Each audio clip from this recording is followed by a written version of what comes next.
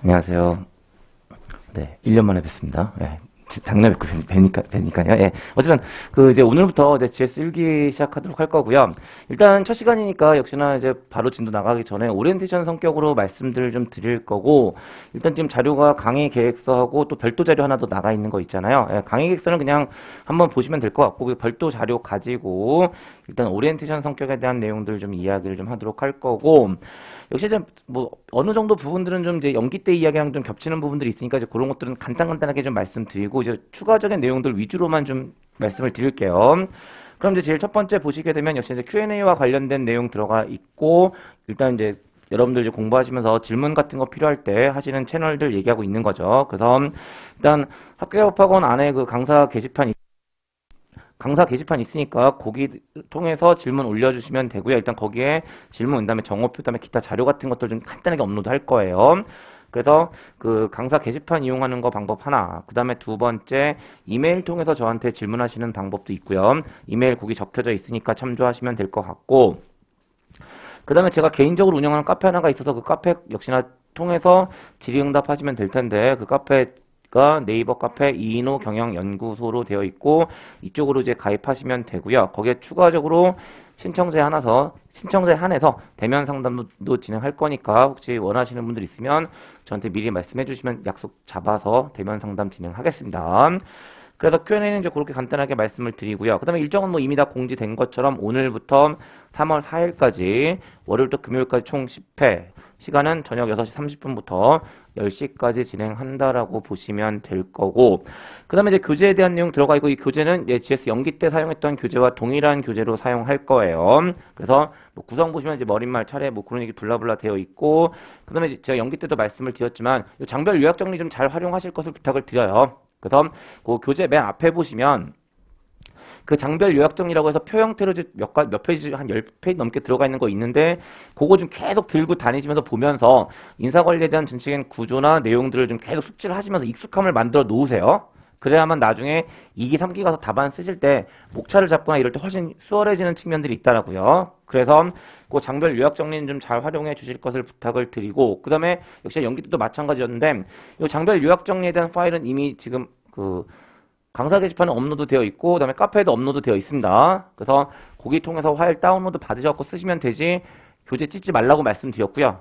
그리고 뭐 그냥 다운받기 싫으시면 저한테 이메일 보내시면 다시 보내드리기도 할 거예요. 그러니까 장별 요약 정리는 그렇게 활용해 주실 것을 부탁을 드리고 그 다음에 이제 뭐 네 번째는 뭐 그냥 한번 보시면 될 것 같고 이제 다섯 번째 이야기 역시 이제 제 교재 같은 경우에 이제 그 각주들이 좀 많이 들어가 있는데 그 각주들도 본문과 동일한 가중치를 가지고 있다는 사실에 대해서 다시 한번 강조드립니다. 그리고 이제 앞에 얘기들은 연기 때와 좀 어느 정도 중복되는 이야기들이니까 요 정도 말씀드리고 넘어가는 거고 그 다음에 이제 네 번째 요게 이제 좀 새롭게 들어가는 내용들이 좀 있는데 일단 기본적인 강의 방법은 연기와 크게 다르지 않을 거예요. 역시나 표시되어 있는 것처럼 제로 베이스에 시작해서 경역적 표현까지 엮어드리는 형태로 강의 진행할 거고 기본적인 방식은 탑다운 방식으로 진행할 겁니다. 그래서 똑같이 판서통해서 전체적인 구조 잡고 필요한 내용들 말씀드리고 추가해야 될 내용들 있다면 교재 가지고 다시 한번 확인한 형태 그런 형태로 진행될 거라고 보시면 되고 이제 그 다음부터가 일기 때 추가되는 내용이라고 보시면 되죠. 그러니까 제가 연기 진행할 때는 따로 모의고사를 보진 않았고 그냥 간단하게 퀴즈 형태로만 진행을 했었는데 이제 일기부터는 모의고사를 좀 보도록 할 거고요. 어떻게 보게 될 거냐면 이제 오늘은 개강일이니까 진도가 없어서 오늘은 볼 수 없었던 상황이었고 이제 내일부터 매일 25점짜리 진도별 모의고사가 진행된다라고 보시면 되고요. 당연히 진도별이니까 시험 보면 어떻다라고 보시면 되냐면 전날 수업한 내용을 그 다음날 25점짜리로 문제가 나갈 거다라고 보시면 되세요. 그래서 그렇게 볼 건데 이제 어떻게 진행이 될 거냐면 일단 시간은 우리 공식적인 수업 시간이 6시 30분부터니까 그 앞에 6시부터 25점짜리니까 6시 25분까지 해서 진도별 모의고사 본다라고 생각하시면 되고요. 그다음에 5분 동안 예시답안 수령하시고 이제 잠깐 휴식 시간 가지신 다음에 6시 30분부터 강의 진행된다라고 보시면 될 듯해요. 그래서 시간은 그렇게 진행이 될 거고 그 다음에 이제 답안 작성과 관련해서 일단 원칙은 당연히 클로즈북으로 작성해 주실 것을 부탁을 드려요. 예, 그러니까 일반적으로 이제 그 어떤 경우들이 종종 있냐면 이제 그 6시부터 6시 25분까지 이제 문제를 받았는데 그 쓰지 못하는 경우도 분명히 생길 거거든요. 아무래도 매일매일 진행하다 보면 어쩔 수 없는 일이에요. 근데 그럴 때 이제 주로 어떤 시도를 많이 하시냐면 오픈북 시도를 많이 하세요. 예. 근데 가급적이면 그 전날 수업 들은 내용이라도 있을 거잖아요. 그러니까 그런 것들을 염두해서 본인이 직접 문장을 만들어 보시는 거. 예. 그러니까 어쨌든 끝까지 클로즈북으로 답안을 좀 작성해 주실 것을 부탁을 드려요. 그래야만 실력이 늘어요. 예. 그래서 가급적이면 클로즈북으로 답안을 작성해 주셨으면 좋겠고요. 근데 그럼에도 불구하고요. 아, 나 죽어도 안 되겠어 라는 생각이 들면 역시나 가만히 있을 수는 없으니까 오픈북으로도 보실 거잖아요. 근데 이제 이걸 제가 받아서 나중에 첨삭하고 여러 가지 내용들 좀 이야기할 거라서 오픈북으로 시험을 보시면 사실 제 입장에서 첨삭하기가 좀 애매해지는 부분들이 있거든요. 물론 딱 보면 오픈북인지 아닌지에 대한 판단이 서긴 서요. 예, 판단이 서긴 서는데 그건 제 판단인 거지 사실이 아닐 수도 있잖아요. 그래서 나중에 최고 답안도 좀 뽑아야 되고 이런 일들이 있어서 만약에 오픈북으로 답안을 작성하셨으면 거기 표시되어 있는 것처럼 답안 상단에 오픈북임을 표시를 좀 해주세요. 예. 그러면 그렇게 표시가 되면 이제 나중에 최고 답안 선정할 때 제가 제외를 할 거예요. 예. 물론 최고 답안에 욕심이 있으시면 어쩔 수 없지만 예, 가급적이면 오픈북으로 답안 작성하셨으면 오픈북이라고 써주실 것을 부탁을 좀 드려요. 그래서 다시 한번 말씀드리지만 원칙은 무조건 클로즈북. 그 다음에 어쩔 수 없이 오픈북으로 답안을 작성하시는 경우라면 답안 우측 상단에 오픈북이라고 표시를 좀 해주실 것을 부탁을 드립니다. 그 다음에 그럼 제출된 답안에 대해서 제가 이제 첨삭하고 피드백 할 건데, 일단 지금 이제 여러분들 답안을 처음 써보시는 거라서 점수를 가지고 매기는 건 사실 무의미할 거라고 보여져요. 그래서 일단 제가 가지고 있는 가이드를 가지고 절대평가를 하겠습니다. 절대평가에서 A등급, B등급, C등급 정도로 나누어서 평가를 하게 될 거고요. 여기서 이제 A등급 정도, A등급이 계속 나오면 어느 정도 잘 가고 있구나. 물론 제 입장에서요. GS 1기라는 걸 염두하고 채점할 거예요. 그러니까 만약에 이제 GS 3기가 정도 되는 상황이라면 그렇지 않겠지만 GS 1기니까 이 정도면 A야 라는 형태로 할 거긴 하거든요. 어쨌든 전적으로 이제 A를 받으시는 상황이 되면 크게 1기 상황에서 문제가 없구나 라고 보시면 되는 거고요. 이제 B나 특히 C를 받으시는 경우라면 좀 많이 반성을 좀 하셔야 되는 상황이라고 보여져요. 그래서 기본적으로 평가는 절대평가를 할 거고 A등급, B등급, C등급으로 말씀을 드릴 겁니다. 그 다음에 아까 좀 전에 잠깐 말씀드린 것처럼 이제 제출된 답안지를 제가 이제 피드백하고 첨삭하는 과정에서 그 최고 답안을 선정을 할 거예요. 그리고 그 최고 답안을 이제 역시나 그 시험 보신 다음 날 제가 그 피드백을 드릴 거잖아요. 그때 같이 첨부해서 드릴 건데 일단 그 여러분들께서 이제 그 조금 고민하셔야 될 게 뭐냐면 최고 답안의 의미를 좀 이해를 하셔야 되세요. 그러니까 무슨 얘기냐면 그 최고 답안 선정되는 것만 관심을 가지고 계신 분들이 있으시더라고요. 근데 사실 뭐 다른 분들은 모르겠어요. 제가 여러분들에게 최고 답안을 드리는 이유는 다른 게 아니고요. 여러분들 어쨌든 2차 시험 준비로 답안을 작성해 보셔야 되는 거고요. 그랬을 때 여러분들이 쓰신 답안지는 본인이 계속 보고 있는 거잖아요. 근데 그 과정에 다른 사람은 동일한 문제에 대해서 어떻게 답안을 쓰고 있는지를 확인하는 것도 분명한 도움이 돼요. 그러니까 여러분들이 아닌 다른 사람이 쓴 답안지를 보여드리기 위한 취지로 제가 최고 답안을 드리는 거지 그 최고 답안 선정이 여러분들의 목적은 아니었으면 좋겠어요. 네, 다시 한번 말씀드리지만 그 최고 답안을 선정하는 취지는 칭찬을 하기 위한 목적이 아니에요. 그냥 이렇게 말씀드리면 최고 답안 선정되는 게 불리할 수 있는 거죠.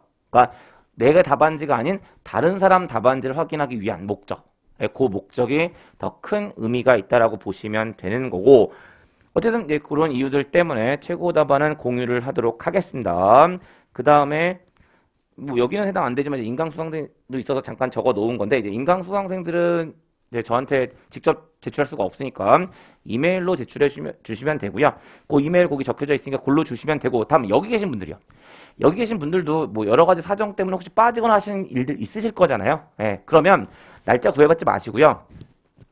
그냥 GS 1기가 끝나는 그 시점까지 좀 더 넉넉하게 이야기 드려서 지금 3월 4일날 끝나니까 3월 11일 정도까지 예, 그때까지라도 그 복습하시면서 답안지 작성한 게 있으시면 보내주세요. 예. 그러면 거기에 맞춰서 제가 첨삭할 거 하고 피드백 할 거니까요. 어쨌든 그 제출 기한이나 이런 것들에 대해서는 크게 구애받지 않으셔도 된다라고 말씀을 드립니다. 그래서 그 모의고사와 관련된 내용들은 이제 그렇게 보시면 되는 거고, 그 다음에 여기다 이제 하나만 얹어드리면, 그럼 이제 어떤 것도 같이 좀 진행을 할 생각을 가지고 있냐면, 이제 6시 30분에 수업 시작하기 전에 25점짜리 모의고사 보셨잖아요. 그러면 이제 그 25점짜리 모의고사에 대한 강평도 간단하게 하겠습니다. 예. 그래서 그 강평하고 그 다음에 그날 나갈 진도들을 좀 나가는 형태가 된다라고 보시면 될 것 같고요. 그렇게 진행을 좀 하도록 할 거예요. 그 다음에 네 번째 보시게 되면 이제 진도표 들어가 있고, 요건 이제 제가 강의 계획서에 드린 내용과 동일하게 잡혀져 있습니다. 그래서 총 10회로 진행을 할 거고, 일단 그 1회와 2회차는 제 1장을 다루도록 할 거예요. 그 다음에 3회차에 2장, 4회차에 3장, 5회차와 6회차에 4장 같이 할 거고요. 6회와 7회차, 8회차까지 5장 진행하겠습니다.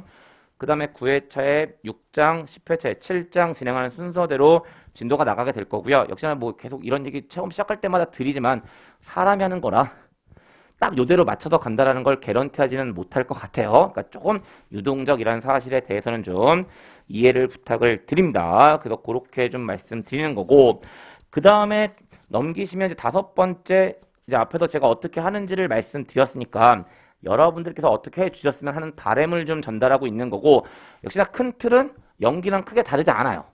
근데 가장 대표적으로 차이점은 뭐가 있다라고 보시면 되냐면, 첫 번째 이게 가장 크게 달라요. 제가 GS 연기 처음 시작할 때 그 학습 방법으로 제일 첫 번째 말씀드렸던 게 뭐였냐면, 뭘 보지 말라고? 기출문제를 보지 말라고 말씀드렸어요. 물론 이제 연기 때 기출문제를 보지 말라고 말씀드렸던 이유는 다른 게 아니라, 기출문제를 보게 되면 여러분들 이제 지각적 선택을 하시니까 바이어스가 생기니까 그런 것들을 좀 방지하기 위한 목적으로 연기 때는 기출문제를 보지 말라고 말씀을 드렸던 거였거든요. 근데 이제 시간이 지나서 1기까지 왔잖아요. 그럼 이제 조금 더 시험에 임박해 있는 상태가 되는 거니까 1기까지 기출문제를 보지 않을 수는 없어요.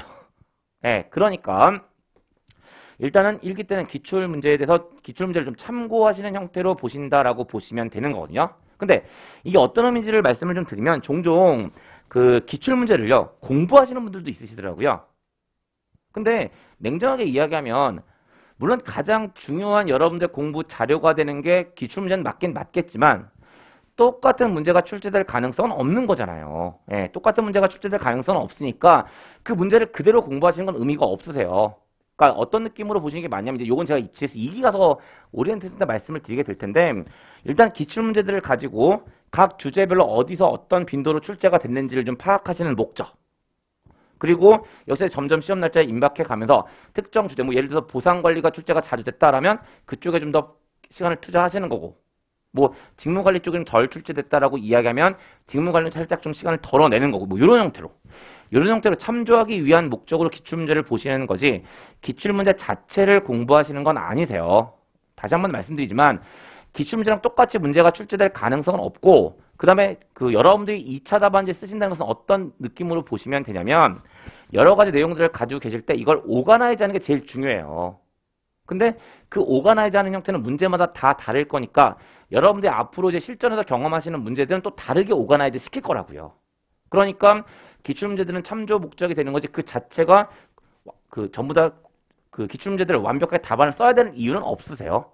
그리고 그래서 이제 기출문제는 참고 목적으로 좀 봐두시면 된다라고 말씀을 드리게 되는 거고, 그 다음에 두 번째, 세 번째 이야기는 뭐 사실 연기 때 했던 얘기랑 중복되는 이야기라서 따로 말씀을 드리지 않을 거고, 그다음 네 번째 보시면 이제 서브노트 작성과 관련된 내용들 이야기하고 있는데, 사실 지금 살짝 보니까 지금 연기 때 하신 분들도 있으시고 1기 때 처음 제가 뵙는 분들도 있으신 것 같으세요. 그래서 이 서브노트와 관련된 얘기만 먼저 잠깐 좀 드리면, 일단 연기 때 하셨던 분들은 서브노트를 가지고 계시겠죠.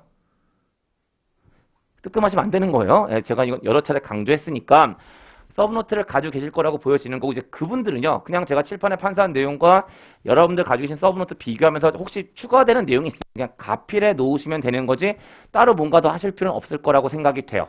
하지만 GS 1기 때 지금 처음 하시는 분들은요, 예, 가급적이면 서브노트를 좀 만드셔야 될 것 같고, 역시나 이제 제 연기 때도 마찬가지였는데 서브노트 만드는 방식 어떻게 말씀을 드렸냐면, 노트 한 권 구입하셔가지고 제가 칠판에 판사한 내용 그냥 그대로 받아 적어 놓으시면 그게 서브노트의 가장 기본적인 뼈대가 될 거라고요. 그리고 그 뼈대에다가 복습하거나 이제 추가적인 공부를 하실 때 필요한 내용들을 가피라는 형태 그렇게 좀 준비하시면 서브노트는 될 거라고 말씀을 드렸고, 이제 그렇게 좀 이제 처음 일기 들어오신 분들은 그렇게 서브노트를 좀 준비해 주시면 될 것 같아요. 그 다음에 이제 다섯 번째 보시게 되면 역시나 익숙함을 만드는 것과 관련된 이야기하고 있고, 이건 뭐 계속 반복적인 이야기니까 다시 한번 이야기합니다.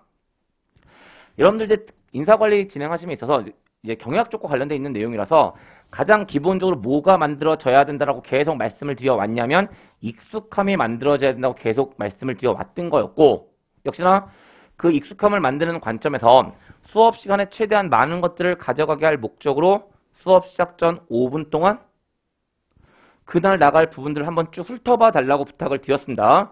물론 이 말씀 드리면서 개인적으로 되게 죄송해요. 왜 개인적으로 되게 죄송하다고 말씀을 드리냐면 6시부터 6시 25분까지 시험 본다고 말씀드렸고요. 30분에 수업 시작한다고 말씀드렸잖아요. 그러니까 어찌 보면 그 5분마저 제가 뺏어버린 느낌이 있어서 뺏어버린 느낌이 있어서 조금 죄송하긴 한데 그건 제가 뭐 1, 2분 정도 뒤에 조정할게요. 그러니까 어쨌든 수업 시간에 최대한 많은 시너지 효과를 내기 위해서 수업 시작 전에 그날 나갈 부분들 한번 쭉 훑어만 좀 봐두시면 그게 이제 간단하게 익숙함이 만들어져서 수업 시간에 빨아들이는 속도가 훨씬 빨라질 겁니다라는 말씀을 드리고 있는 거죠. 그래서 그 이야기가 되는 거고, 그 다음에 또 똑같이 반복되는 얘기긴 하지만 복습하는 요령도 똑같다고 말씀을 드렸어요. 그러니까 어떻게 복습하시는 게 가장 좋다라고 말씀을 드렸냐면 복습 시작하자마자 복습할 내용들을 정독해서 가시는 건 아니세요. 오히려 시간도 오래 걸리고요. 계속 걸릴 것, 그러니까 계속 설 거기 때문에 오히려 시간이 더 오래 걸리신다고요. 그러니까 복습을 해야 된다는 생각이 들 때 일단 전체 복습하는 내용들을 소설책 보는 것보다는 조금 딥하게 한 두세 번 정도 먼저 읽어보시라고 얘기했어요. 그리고 나서 정독을 하시면 그 정독에 소요되는 시간이 훨씬 줄어들 겁니다.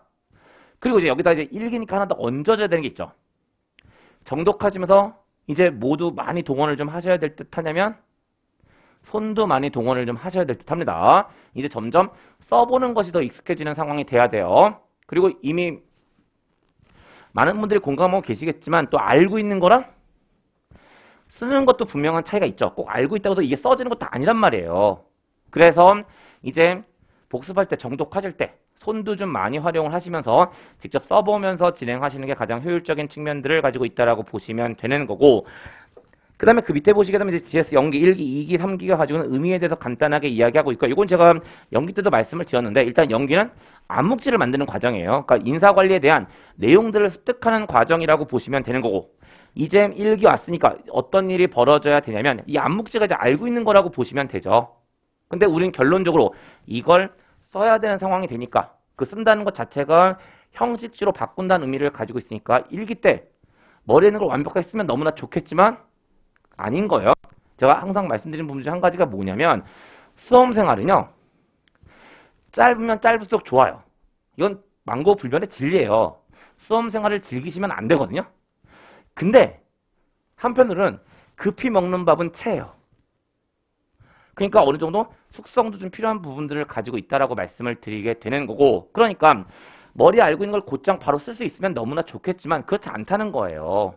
그러니까 GS 1기, 2기, 3기 가면서 각 단계들이 정해져 있는 거고, GS 1기는 어느 정도의 의미라고 보시면 되냐면 이제 암묵지를 가지고 있는 것을 쓸 수 있는 기초를 다지는 과정이라고 보시면 되는 거고, 이제 2기, 3기 가서 좀 더 오거나이즈를 많이 해야 되는 좀 사이즈가 있는 것들을 직접 써보는 그런 절차들을 가져가는 게 기본적인 단계들이라고 보시면 되시고요.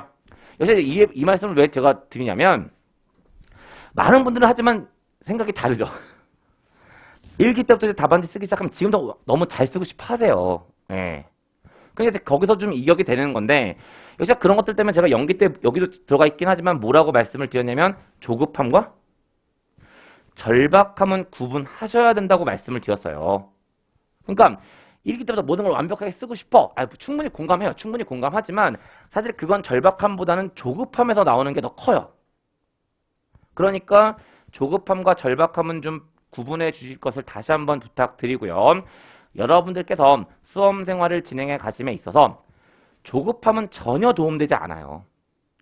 물론 절박함은 아주 큰 도움이 됩니다. 그래서 조급함과 절박함을 좀 다시 한번 구분해 줄 것을 다시 한번 말씀드리고요. 그 다음에 이제 마지막 6번째 보시면 출제자 입장에서 공부하는 습관을 가져보자라고 이야기하는 거고, 요건 이제 연기 지나 오셨으니까 이제 연기 때 해보셨을 때 의미가 있으면 해보는 거고요.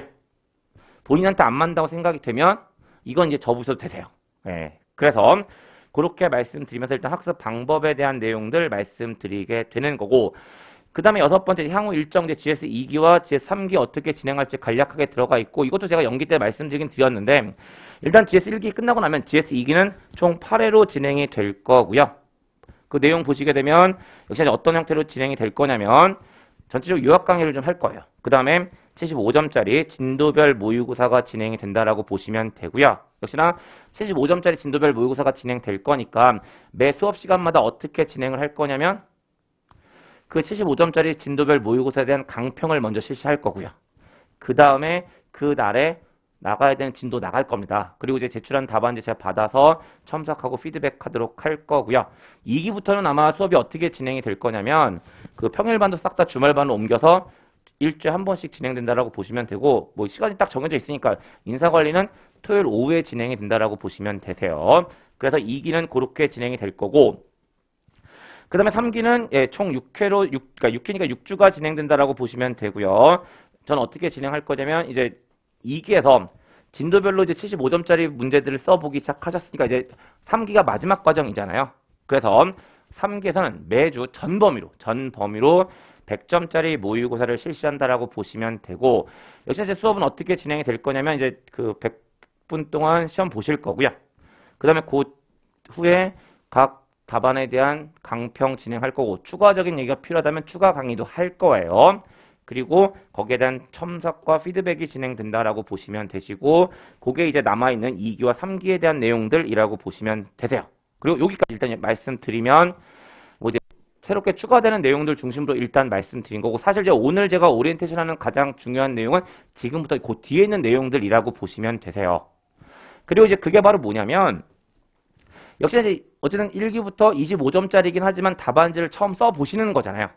그러면 이제 그 답안을 작성한 요령들에 대해서 말씀을 좀 드려야 될 것 같고, 이제 그 내용들이 그 7번부터 맨 뒤에까지 내용들이 들어와 있다라고 보시면 되는 거고, 이제 그거에 대한 내용들을 하나씩 설명을 좀 드리도록 할 거예요. 그래서 첫 번째 보시면 이제 뭐에 대한 얘기 들어가 있냐면 기본 원칙이라는 것에 대해서 들어가 있고요. 그다음에 양가로 2번으로 주의사항이라는 제목을 가지고 있긴 한데 뭐 그 제목이 중요한 건 같지는 않고 그 안에 들어가 있는 내용들 하나씩 보겠습니다. 그럼 이제 먼저 기본 원칙부터 보시면 뭐 이미 다 알고 계시겠지만 여러분들은 모두 몇 문제를 보시는 걸까요? 세 문제 보시는 거예요. 그리고 그 세 문제가 50점짜리 한 문제하고 25점짜리 두 문제로 구성되어 있다라고 보시면 되고, 그 세 문제를 어디에 작성하시게 될 거냐면 총 16페이지로 구성되어 있는 답안지 책형에 쓰실 거고, 주어진 시간은 얼마라고 보시면 되냐면 100분이라고 보시면 되세요. 물론 지금 답안지 총 16쪽이라고 쓰여져 있긴 한데 더 쓰려면 더 쓸 수 있으세요. 그러니까 일단 답안지 그러니까 책 형태로 돼 있고요. 그 책 형태가 16페이지라서 그렇게 적어드리긴 한 건데 더 쓰실 수 있는 상황이라면 더 쓰셔도 무방하고, 감독관에게 한 권 더 주세요라고 하면 주세요. 예. 그리고 더 쓰면 되거든요. 근데 저는 개인적으로 추천하지 않아요. 예. 왜 개인적으로 추천하지 않냐면 일단은 답안 책이 두 권이 되면 왠지 모르게 좀 불안해져요. 예. 그리고 굳이 뭐 양으로 승부하는 시험은 사실 아니거든요. 양으로 승부하는 시험이 아니라서 굳이 답안지를 두 권까지 쓸 이유는 없다라고 보여집니다. 혹시 모르는 실수들이 발생할 수 있는 가능성이 있거든요. 그러니까 가급적이면 16쪽 안에서 답안지가 작성된다는 생각으로 끌고 가시면 되세요. 그래서 이제 그런 이유들 때문에 50점짜리 한 문제, 25점짜리 두 문제, 그리고 16페이지의 답안지, 시간은 100분이라고 생각하시면서 준비하시면 되는 거고요. 그럼 이제 그 안에 들어가는 내용들 하나씩 보겠습니다. 첫 번째, 답안 작성은 수험생과 출제 또는 채점자와의 게임이다라고 이야기하는 거고요. 역시 어떤 느낌이라고 보시면 되냐면 출제자가 문제를 낸 거잖아요. 그러면 여러분들께서는 그 문제에 대한 답안을 작성하시는 거고, 그 답안지를 놓고 출제자와 여러분들이 하나의 게임을 보인다라고 보시면 되는 거예요. 근데 당연히 여러분들 입장에서 그 게임의 룰은 뭐가 돼야 될까요? 게임의 목표는 뭐가 돼야 될까요? 단 1점이라도 더 많이 득하는 게 여러분들의 게임의 목적이 돼야 되는 거예요. 그리고 그걸 달성하기 위해서는 어떤 형태의 전략을 쓰는 게 가장 당연한 전략이 되냐면 알고 있는 건 최대한 드러내 주어야 하는 거고요. 잘 모르는 건 숨겨야 돼요. 근데 문제가 뭐냐면 잘 모르는 건 숨기긴 숨겨야 되는데 이걸 티나게 숨기면 안 되는 거죠. 티나게 숨겨버리면 채점자에게 감점의 기회를 주는 거라서 티나게 숨기면 안 되는 거고요. 티나지 않게 숨기는 게 가장 중요한 원칙이 돼요. 그래서 게임의 기본적인 원칙은 아는 것은 최대한 드러내고 모르는 것은 숨기되 내가 모르고 있습니다 라는 사실을 티나지 않게 숨기는 게 가장 중요하다고 생각하시면 되세요. 그 다음에 두 번째, 문제당 답안 작성 시간을 배분하고 최대한 준수할 것이라고 쓰고 있는 거고요. 이거 어떤 의미라고 보시면 되냐면 물론 100분 동안 50점짜리는 어느 정도 써야 되고 25점과 25점짜리는 어느 정도 써야 된다는 게 정해져 있진 않아요. 100분 안에 세 문제에 대한 답안을 다 쓰시면 되는데 여러분들은 암묵적으로요. 시간을 좀 정하고 가셔야 되세요. 그러니까 50점짜리는 몇 분 안에 해결할 거고 25점짜리는 몇 분 안에 해결할지에 대한 가이드를 정해놓고 가시고요. 그 시간을 준수하셔야 되세요. 만약에 이게 준수가 안 돼버리면 어떤 일이 벌어지냐면 그러니까 아마 혹시 시험 이미 작년에 경험이 있으신 분들도 있을지 모르겠는데 장담컨대요. 여러분들께서 시험장에 들어가시면 지금까지 살아오시면서 가장 빠른 100분을 경험하실 거예요. 예, 이 100분이라는 시간이 이렇게 빠른 시간이었어? 옛날 수업 들 때는 그렇게 안 가더니? 이런 생각이 드실 거란 말이에요. 그러니까 정말 순간적으로 지나가는 시간에 100분을 느끼실 거거든요. 그리고 그러다 보면 이제 어떤 일이 발생하냐면 멘탈도 정상 멘탈이 아니세요. 근데 그 상태에서 처음에는 이제 100분 하면 이제 되게 시간이 많아 보니까 느긋하게 답안지를 작성하시죠. 그러다 시간 쭉 넘어가면 이제 만약 50점짜리 먼저 작성하신 상황이라고 했을 때 25점짜리 풀 수 있는 시간이 너무나 부족해져 버리는 거예요. 이런 일이 생기면 50점짜리 풀려고 나머지가 다 무너져 버린 상태가 되는 거니까 그럼 안 되는 거잖아요. 그러니까 미리 분명히 각 문제에 대한 시간을 정하시고요. 그 시간을 넘기지 않게끔 계속 연습할 때도 연습하시는 거고 당일날도 계속 시간 체크하시면서 그 시간을 넘길 것 같으면 앞에서 완급 조절을 하면서 그 시간 안으로 들어오셔야 돼요. 그래서 제가 드리는 가이드는 어떤 의미라고 보시면 되냐면 50점짜리는 최대 몇 분? 45분이요. 그 다음에 25점짜리는 최대 22분 정도를 가이드로 드리고 있는 거고 요거 계산하시면 모두 몇 분 나오냐면 89분 나오거든요. 그럼 이제 89분 드리면 이제 속으로 생각하시죠. 10분이 남네요. 라고 생각하실지 모르겠지만 그 10분은 분명히 다른 용도 써야 되는 일들이 있어요. 그리고 계속 그 가이드를 준수하라고 말씀드리긴 하지만 실전에 들어가면 딱 지키기가 정말 쉽지 않아요. 그러니까 역시 한 2, 3분 정도의 오차는 생길 거거든요. 그러니까 이제 그런 것들을 감안해야 되는 상황이라서 미리 준비하실 때는 50점짜리 문제는 45분, 25점짜리 문제는 22분을 원칙으로 정해서 연습을 계속 하시라고요. 그래야만 실전에 들어가셔서 딱 99분에서 100분 맞게 끝나요. 예. 그러니까 그런 상황이니까 시간은 이제 그렇게 가이드를 좀 해주셨으면 좋겠다라고 말씀을 드리게 되는 거고 그 다음에 이제 세 번째 출제자가 요구하는 사항을 꼼꼼히 체크할 것이라고 쓰여져 있고요. 그런 것들이 이제 크게 세 가지 이야기가 들어가 있는데 첫 번째 목차 구성에 대한 내용이 들어가 있거든요. 그럼 이제 이건 어떤 의미를 가지고 있다라고 보시면 되냐면 역시나 아까도 이야기 드렸지만 50점짜리 한 문제, 25점짜리 두 문제고 배점이 크다 보니까 당연히 그 한 문제에서 한 가지 요구사항을 물어볼 가능성은 없어요. 그러니까 여러 가지 내용, 아까 제가 잠깐 오가나이즈에 대한 얘기를 드렸지만 한 문제는 여러 가지 내용들이 좀 복합적으로 들어오는 형태가 될 거거든요.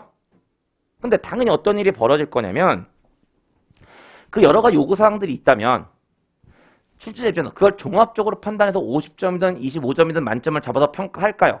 아니면 각 요구사항별로 개별적인 배점을 가지고 있을까요? 각 요구사항별로 개별적인 배점을 가지고 있다라고 보시면 되세요.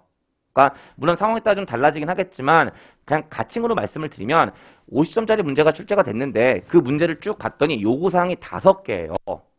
그러면 그 5개를 전체적으로 잘 썼는지를 가지고 50점 만점으로 채점하지 않을 거고 각 요구 사항들별로 일단 10점 정도 배점이라고 그냥 가칭으로 말씀드린 거죠. 상황만 말씀드리면 되니까 10점 정도의 배점을 가진 상태에서 각각에 대한 충실도를 가지고 채점한 후에 그걸 합쳐서 총점이 된다라고 보시면 되는 거거든요.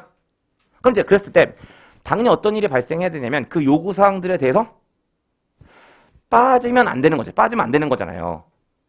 그럼 이제 빠지지 않게 하기 위해서는 어떤 일이 제일 중요하다고 말씀을 드리냐면 문제를 읽은 다음에 곧장 답안지에 쓰시면 안 되는 거예요. 당연히 그 문제에 대한 답안을 쓰기 위해서 목차를 먼저 잡으셔야 되고 그 목차를 잡으면서 출제자가 문제에서 요구한 사항들에 대해서 빠짐이 있는지 없는지를 확인을 좀 하셔야 되세요. 물론 이 목차를 잡는 건 뭐 때문에도 중요하냐면 이것 때문에도 중요하지만 목차를 정하지 않고 그냥 바로 답안을 쓰시면 시간 조절이 안 되실 거예요. 그러니까 답안 작성을 하실 때 문제를 본 다음에 목차를 잡는 것은 시간 조절하고도 분명히 관련돼 있습니다. 그래서 50점짜리 문제든 25점짜리 문제든 일단 문제가 들어오면 그 문제에 대해서 곧장 답안을 쓰기 시작하시는 것이 아니라 목차를 먼저 잡으셔야 됨을 말씀드리고요. 이 목차에 대한 중요성을 저는 생각보다 많이 강조를 해요. 그래서 일단 목차를 잡아서 요구사항 빠지지 않게끔 한번 조절해 주시는 거고요. 그 다음에 그 여러 가지 요구사항도 있을 때 가급적이면 그러니까 특별한 경우는 어쩔 수 없겠지만 가급적이면 그 문제에 표현된 요구사항의 순서대로 목차를 잡으실 것을 추천을 드리긴 드려요. 예, 다른 이유는 아니고 어쨌든 좀 죄송한 말씀이긴 하지만 채점자와 우리들 그러니까 여러분들 사이의 관계를 얘기하면 채점자가 갑이고 여러분들은 을이에요. 이건 어쩔 수 없는 사실이니까. 그럼 이제 그 상황이라면 굳이 을 입장에서 갑의 심기를 건드릴 필요는 없잖아요. 예. 갑의 채점상의 편의성을 좀 지켜주는 것은 의미가 있어요. 예. 그러니까 그런 상황이 있는 거니까 가급적이면 이제 여러 가지 요구 사항들이 있을 때 목차는 요구 사항, 그러니까 특별히 뭐 논리가 틀어지는 경우라면 어쩔 수 없고요. 그게 아니라면 요구 사항이 제시된 순서대로 목차를 잡아서 답안 작성하실 것을 추천을 좀 드립니다. 그리고 이제 그게 바로 이제 목차 구성과 관련된 내용이라고 보시면 되고요. 다음 두 번째, 답안 작성의 균형을 유지하는 것이 중요하다라고 이야기하고 있고, 이건 이제 아까 말씀드린 그거의 연장선상인데, 역시 사례적으로 말씀드리면 요구사항이 5개예요. 그리고 그 요구사항 5개를 봤더니 다행히 3가지는 알겠어. 하지만 2가지는 모르겠어요. 그럼 이제 그 상황에서 여러분들께서 답안을 작성하시는 전략은 2가지가 있을 것 같아요. 첫 번째, 2가지는 모르겠으니까 3가지를 잘 써서 점수를 좀 득해볼까? 라는 생각으로 3가지에 완전히 공을 들이고 2가지를 접어버린 형태. 이런 형태의 답안 작성이 가능할 거라고 보여지고요. 그 다음에 또 한 가지는 어떤 형태의 답안 작성이 가능할 거라고 보여지냐면 자신은 3가지는 어느 정도 써요. 그 다음에 이 2가지는요 모르잖아요. 하지만 대충 뭔가 이럴 거 아니야? 라는 형태로 일단 모르는 거니까 그냥 맘 놓고 써도 되잖아요. 그러니까 이럴 거 아니라고 뭔가 써요. 하는 케이스 2가지거든요. 어느 쪽이 맞을까요? 전자와 후자 중에. 무조건 후자로 가셔야 되세요. 네, 무조건 후자로 가셔야 되세요. 전자는 안 돼요. 왜냐면 아까도 말씀드렸지만 요구사항이 여러 개라면 그 요구사항별로 배점이 들어가 있는 거지 전체로 채점하는 게 아니라니까요. 그러면 그 각 요구사항별로 10점이라고 가정했을 때 3개 자신 있다고 얘기했잖아요. 근데 그 3개다가 아무리 공을 들여도 2가지는 안 썼으니까 2가지는 분명히 빵점인 거고요. 맥시멈 몇 점 가져가실까요? 아무리 완벽히 써도요. 서술 형태의 시험이라서 출제자가 만점을 줄 가능성은 없다라고 보시면 되세요. 그러면 요구사항 3개가 있고 10점짜리 배점이라면 출제자가 가장 많이 줄 수 있는 점수는 10점이 각 요구사항별로 10점이 아니라 9점 정도라고 보시면 되거든요. 결국 여러분들이 자신 있다고 판단하지 그 3가지를 엄청나게 아무리 잘 쓰셔도 그 50점짜리 문제에 대해서 여러분들이 가져갈 수 있는 점수는 27점인 거예요. 근데 아까 후자 형태로 갔을 때 어느 정도 써요. 어느 정도 쓴다. 그럼 어느 정도 썼으면 그 이상을 넘어가면 9점 주는 거거든요. 그 다음에 나머지 2개에 대해서 그냥 상상의 날을 펴서 뭔가 썼어. 근데 이게 채점자에게 어떤 일을 만들어 주냐면요. 나에게 아무것도 안 썼어요. 채점자는 너무 기뻐할 거예요. 빵점 주면 되니까. 근데 뭔가 썼어. 그러면 뭔가 쓴 상태에서 역시나 채점자도 물론 잔인한 사람들이긴 한데 사람이다 보니까 뭔가 썼는데 빵점을 던질 수는 없어요. 네. 뭐라도 주겠죠. 그러면 1점씩만 받아도 2점. 좀 출제가 괜찮으면 2점 정도, 2점씩 주면 4점이에요. 차이가 달라지는 거고, 이미 여러분들 얘기 많이 들으셨겠지만 1점 가지고 당락이 왔다 갔다 한단 말이에요. 예, 그러니까 그런 상황이 발생한다면 어쨌든 요구사항 전체를 다 한 번씩 건드려주는 형태로 답안지를 쓰셔야 되는 거지, 내가 모른다고 해서 이걸 접어버린 형태의 답안 작성은 절대로 안 되세요. 절대로 안 됩니다. 그래서 답안 작성을 할 때 균형을 유지하는 것이 중요하다는 것이 그러한 의미라고 보시면 되세요. 그 다음에 세 번째, X개 이상은 서술하시오라고 문제가 출제됐을 때 어떻게 대응하는지에 대한 것들 간단하게 말씀을 좀 드리게 되는데, 역시 뭐 그런 거죠. 그 가장 대표 출제 가능성이 있다라고 보여지는 게 뭐뭐뭐에 대한, 그러니까 인사관리 뭐 이미 연기 때 보신 것처럼 여러분들 가장 괴롭히는 것 중에 한 가지가 장단점이니까, 예. 뭐 예를 들어서 다면평가제도의 장점을 뭐 5개 이상 쓰시오 라는 형태의 출제가 된다고 가정하잔 말이에요. 그러면 5개 이상 쓰시오라고 이야기했으니까 여러분들께서는 몇 개를 쓰셔야 될까요? 5개 이상 쓰라고 했으니까 넉넉하게 한 7가지 쓰시면 되겠죠? 끄덕이시면 안 되세요. 끄덕이시면 안 되세요. 절대로 7가지 쓰시면 안 되는 겁니다. 물론 여러분들께서 한 7가지 써야지라는 생각이 드는데 분명한 이유가 있어요. 5개를 정확히 쓰면 좋은데 혹시 모르니까 내가 의도하지 않게 잘못 썼을지도 모르잖아요. 그러니까 넉넉하게 7개 쓰면 2개 틀리고 5개는 맞으면 문제가 없지 않을까? 라는 심정으로, 다시 이야기해서 보험을 드는 심정으로 5개 이상이라고 얘기했으니까 한 7개 정도를 쓰시는 거거든요. 근데 그건 여러분들 생각이에요. 채점자 입장은 아주 다릅니다. 만약에 7개 중에 5개를 맞게 쓰고 2개를 틀리게 쓰신 상황이라면 여러분들 입장에서는 5개를 맞게 쓴 게 더 크게 보이시겠지만 채점자 입장에서는요, 2개를 틀리게 쓴 게 더 중요해요. 그러니까 채점자 입장에서는 5개 중에 2개 틀렸으니까 3개 맞았어 라는 형태로 접근하는 게 채점자의 마인드라고 보시면 되거든요. 그러니까 결론적으로 어떤 얘기 드리고 있냐면, 뭔가를 5개 이상 쓰세요라고 이야기가 되었다면 무조건 몇 개 쓰시는 거고 5개만 쓰시는 거예요. 단 이 5개를 최대한 정확하게 쓰셔야 되겠죠.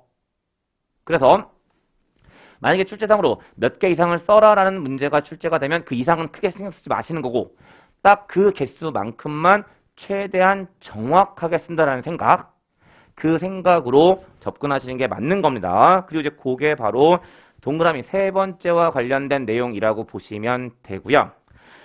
다음에 네 번째고요. 뭐라고 쓰여져 있냐면, 논하시오와 설명하시오를 구분하는 것은 답안 작성에 도움이 된다라고 쓰고 있는 거잖아요. 그러니까 무슨 얘기냐면, 역시 이제 그 기출문제들을 확인해 보시면 아실 텐데요. 문제 끝이 논하시오로 끝나는 경우와 설명하시오라는 경우로 끝나는 경우로 갈라져요. 그랬을 때 그 논하시오와 설명하시오가 그냥 출제자가 지가 쓰고 싶은 표현 쓰는 것이냐? 그렇지 않습니다. 논하시오라고 쓸 때와 설명하시오라고 쓸 때는 분명히 출제자의 의도가 포함되어 있다라고 보시면 되세요. 그러면 이제 여러분들 입장에서 그 논하시오와 설명하시오의 차이점을 인지해서 거기에 맞게끔 답안지를 쓰시면 조금 더 좋은 점수를 받을 가능성은 높아진다라고 보시면 되거든요. 그러면 논하시오와 설명하시오는 어떠한 차이점을 가지고 있냐라는 건데, 먼저 설명하시오요. 설명하시오는 어떤 의미라고 보시면 되냐면, 당신 생각 쓰지 마세요. 당신 생각 쓰지 마시고요. 그냥 객관적인 팩트만 작성하세요 라는 의미가 설명하시오의 의미가 돼요. 이에 반해서 논하시오라는 것은 어떠한 의미라고 보시면 되냐면, 당신의 생각을 쓰세요. 단 당신의 생각을 주관적으로 쓰는 걸 요구하는 건 아니고요. 당신의 생각을 객관적 근거에 입각해서 쓰세요 라는 것의 의미가 논하시오의 의미예요. 그럼 이제 둘의 차이 말씀드렸으니까 당연히 그 둘에 따라 답안 작성의 방향은 완전히 달라지는 거잖아요. 그러니까 논하시오와 설명하시오에 대한 개념 차이는 분명히 인지해 놓으세요. 설명하시오는 당신 생각 쓰지 말고 그냥 객관적인 팩트만 쓰세요 라는 의미고, 논하시오라고 이야기하는 것은 당신의 생각을 쓰긴 쓰는데 주관적인 생각을 원하는 건 아니고 객관적 데이터에 근거해서 당신의 생각을 펼치세요 라는 거에 대한 의미가 되는 겁니다. 그래서 논하시오와 설명하시오에 대한 차이점에 대해서 분명히 생각을 좀 해 놓으시는 거고, 근데 여기다 한 가지만 더 말씀을 드리면, 근데 이게 미리 말씀드릴 때는 그래 해야지 라고 생각이 돼요. 예. 근데 실전에 들어가시면 되게 애매해지게 돼요. 예. 그럼 이제 그런 경우라면 이제 어떤 식으로 말씀을 드리냐면 그 문제를 받았는데 논하쇼와 설명하쇼를 확실히 구별할 수 있어요. 그럼 구별 쓰세요. 근데 이걸 답안 작성할 때 내가 이걸 확실하게 할 수가 없어. 그러니까 설명하쇼 문제가 안 되는데 논하쇼라고 했을 때 내 생각을 써야 된다는 건 알겠는데 객관적 근거를 제시 못하겠어. 그런 상황이라면 오히려 그냥 설명하쇼라는 관점으로 쓰시는 게 나으세요. 예. 그러니까 논하쇼라는 문제는 약간의 리스크가 있다라고 보시면 되세요. 그러니까 어떤 리스크가 있다라고 보시면 되냐면 계속 반복적으로 말씀을 드리지만 내 생각을 쓰는 건데 그냥 내 생각을 쓰는 게 아니라 객관적 근거를 들라고 얘기하는 거잖아요. 근데 그 객관적 근거가 출제자가 보기에 객관적이지 않으면 감점이 돼요. 그러니까 또 그게 하나의 리스크가 되긴 하거든요. 예, 그러니까 그거에 대한, 그러니까 객관적 근거에 대한 자신감이 없으시면 오히려 그냥 논하쇼를 설명하쇼라고 생각하고 답안을 쓰시는 게 더 나을 수는 있어요. 그러니까 그건 이제 현장에서 문제에 대한 내용들 보시고 여러분들이 판단을 좀 하시면서 대응하시면 될 것 같습니다. 그래서 네 번째 이야기는 그런 이야기라고 보시면 되는 거고, 다음 다섯 번째, 최대한 논리적 흐름을 유지하면서 답안을 작성하여야 한다. 경영학은 정답이 없는 학문이기 때문에 논리적 흐름이 끊어지면 끝장이다. 법학 답안과 경영학 답안은 분명히 다르다라고 이야기를 하게 되는 거고, 이게 어떤 의미인지를 말씀을 좀 드리면, 일단 전 사실 개인적으로 법학을 잘 모르긴 하지만 이렇게 이제 여기저기 들은 얘기를 보면 법학은 딱 정해져 있는 틀이 있는 것 같더라고요. 예. 그리고 이제 그 틀 안에서 여러 가지 답안지를 작성하게끔 만들어 드리고 있는 것 같긴 한데, 경영학은요, 예, 그게 없어요. 그러니까 경영하고 법학의 가장 큰 차이점은 뭐라고 저는 개인적으로 판단하냐면, 법학은 법전이 있어요. 그러니까 어떤 논리적 판단들을 여러분들이 하시는 게 아니라 법전이 해주면 돼요. 그런데 경영학은 애석하게 경영학전이라는 게 없습니다. 그럼 그 얘기는 어떤 얘기랑 똑같으냐면, 여기서 경영학에 대한 기본적인 사고방식을 가지고 여러분들이 판단을 좀 해줘야 된다는 얘기가 되는 거거든요. 그리고 이제 그게 바로 경영학과 법학의 차이라고 보는 거고, 여기서 그런 관점에서 보면 제가 보기에 법학은 정답이 있어요. 하지만 경영학은 정답이 없습니다. 그 정답이 없다는 건 어떤 의미라고 보시면 되냐면, 그 자료도 쓰여져 있는데 상대적이라는 거, 상대적.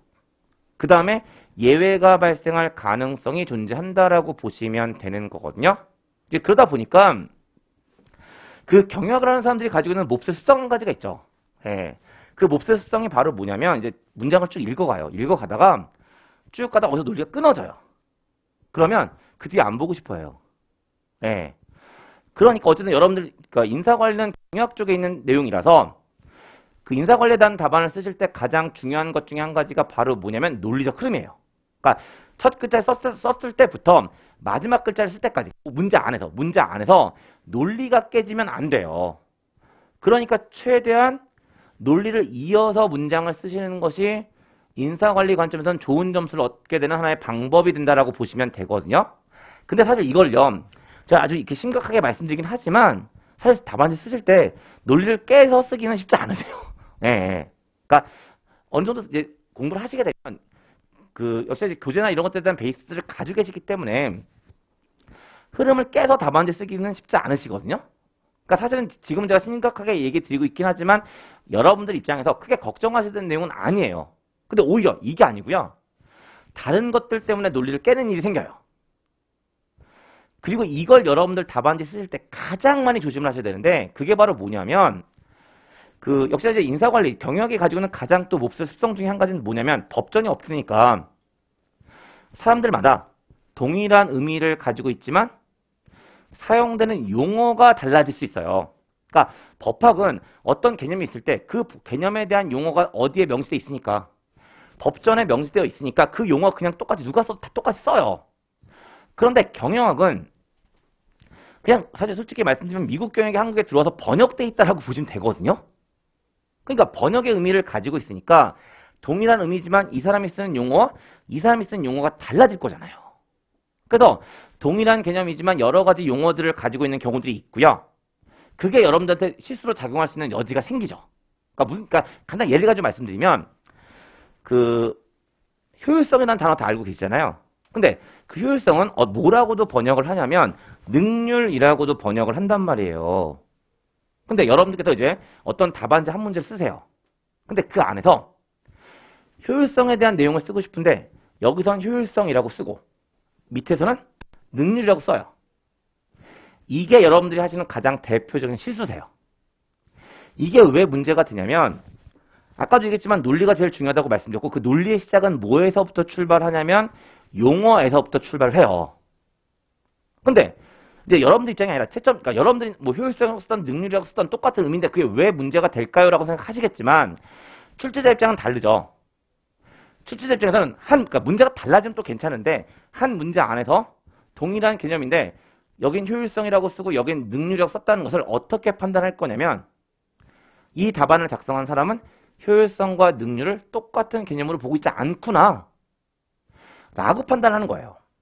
그러니까 논리라는 건 다시 한번 얘기 드리지만 용어에서부터 시작이 되는 거고 우린 일반적으로 동일한 의미로 사용되지만 답안 안에서 용어가 달라진다는 것은 그 용어에 대한 개념을 쓴 사람은 다르게 정의하고 있구나라고 판단되는 거예요.